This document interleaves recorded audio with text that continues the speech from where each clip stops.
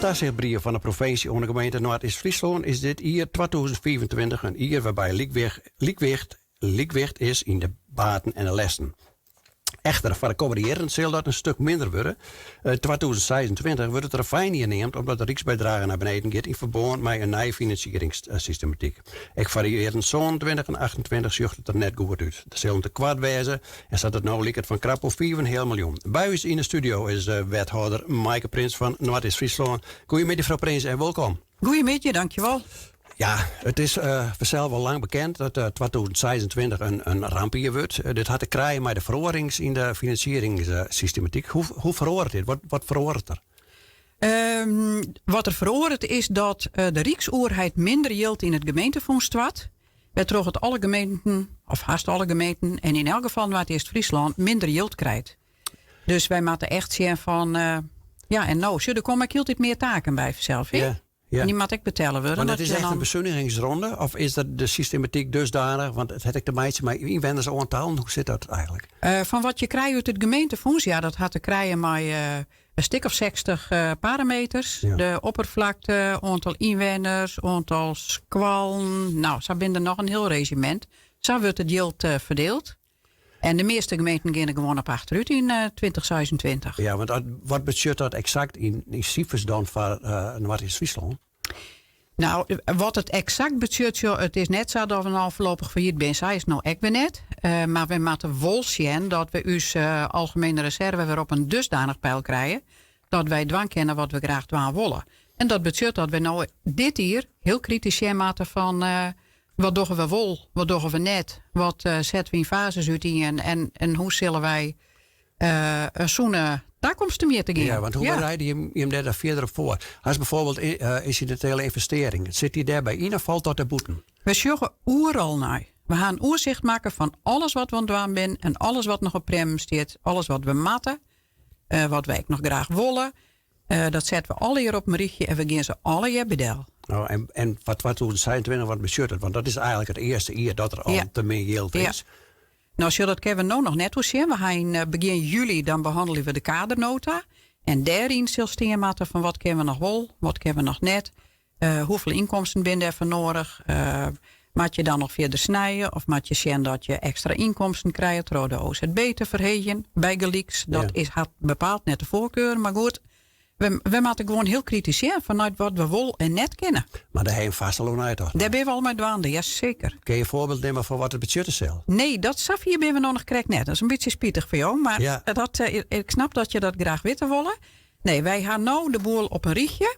En we zullen binnenkort een eerste oorslag behandelen van wat kun je eventueel scrossen of minder doen of in de tijd uitzetten of hoe het je tek maar gaan willen. Daar moeten we nog even een paar weken de tijd voor gaan. En dan gaan we eens maar de gemeente importeren. Ja, wat heel concreet natuurlijk ben er best wel een paar zwaarpunten.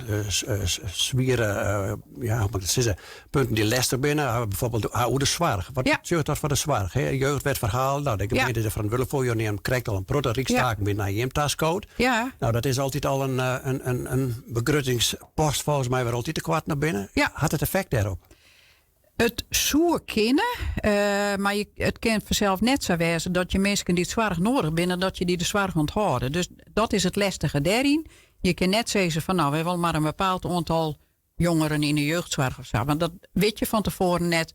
Jongeren die het indiceerd worden, die moeten gewoon in de jeugdzorg. En daar ga je het maar mee te doen. Ja, nou dat zijn. Dat zeg je dat wel heel mooi. Maar natuurlijk ben ik nog voorbeelden waar het net zo goed is. Wordt er skaaft bij de CISCAF over dienstverlening aan burgers bijvoorbeeld dan?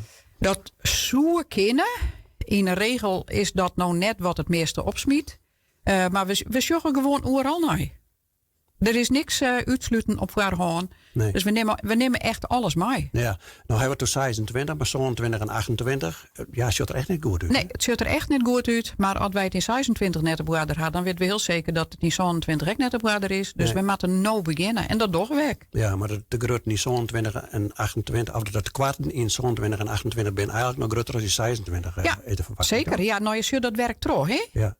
Daar komt het van. Het stapelt, steeds maar. Dus de tekorten worden dan inderdaad alleen nog maar groter. Dus wij moeten echt zien dat we in 26 de boel op waarde krijgen. Is er nog een kans op heroverweging van de overheid, Rijksoverheid, om je toch wat oors mee om te gaan? Ja, je weet dat nooit. Hè? En dat is eigenlijk altijd het lastige van begrutsen. We krijgen aan in maaien, nou nemen we dan de maaien-circulaire.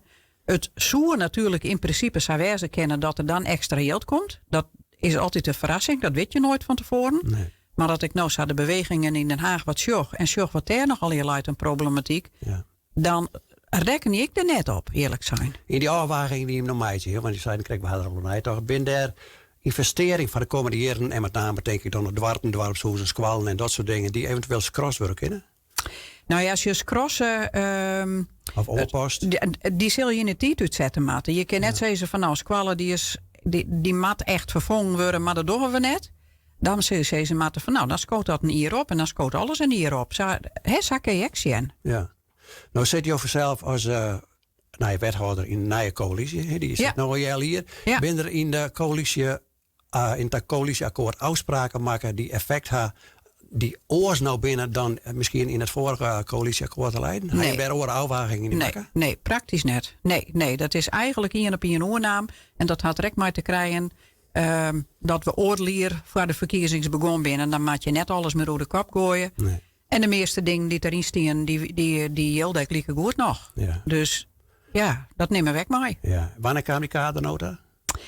Die wordt op 3 juli zou je te horen behandelingen. Maar we gaan natuurlijk er al mee aan de gang. In maai ongeveer. Dan zullen de eerste parteren maar de Riel plak vinden. Zorgen wij nou dan ik ben. Nou, dat is helemaal goed. Tegen dank. Mike Prins, wethouder van West-Friesland. Hasto Nijs. Tip de RTV NOF redactie via WhatsApp. 045 44 1202.